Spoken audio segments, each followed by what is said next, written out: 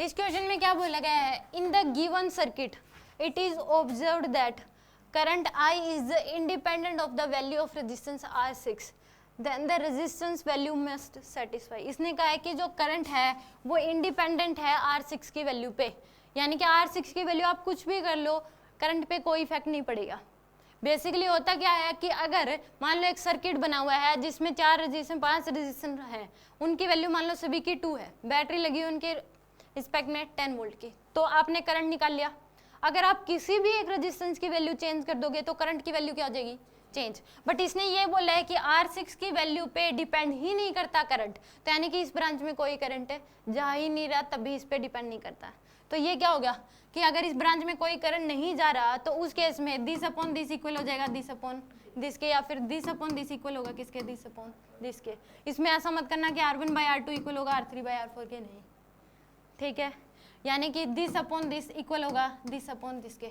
इसको ऐसे करके देखो, ऐसे करके देखो, घुमा के देखो इसको, तो ए बी पॉइंट क्या है, इधर ही है, ऐसे है, तो इस मिडल ब्रांच ये होगी वर्टिकल।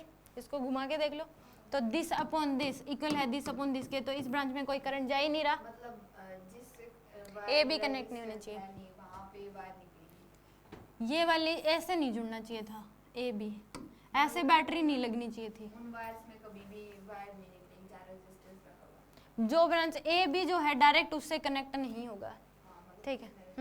तो दिस अपॉन दिस यानी कि R1/R3 इक्वल है किसके, R2 में R4 के।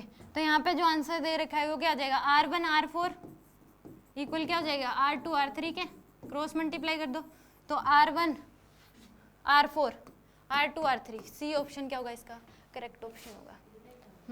इससे बस इतना पता लगा, इसने ये बोल दिया कि R6 की रेजिस्टेंस की वैल्यू पे करंट डिपेंड ही नहीं करता। इसका मतलब इसकी वैल्यू आप कुछ भी करो, इस ब्रांच में करंट ही नहीं जा रहा, इसीलिए इस पर डिपेंड नहीं कर रहा।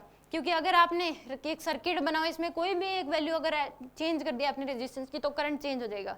इसने बोल दिया इंडिपेंडेंट है, तो इसका मतलब इसमें कोई करंट नहीं जा रहा, दिस अपॉन दिस इक्वल है दिस अपॉन दिस के, ठीक है। तो इस केस में R1/R4 इक्वल है R2/R3 के।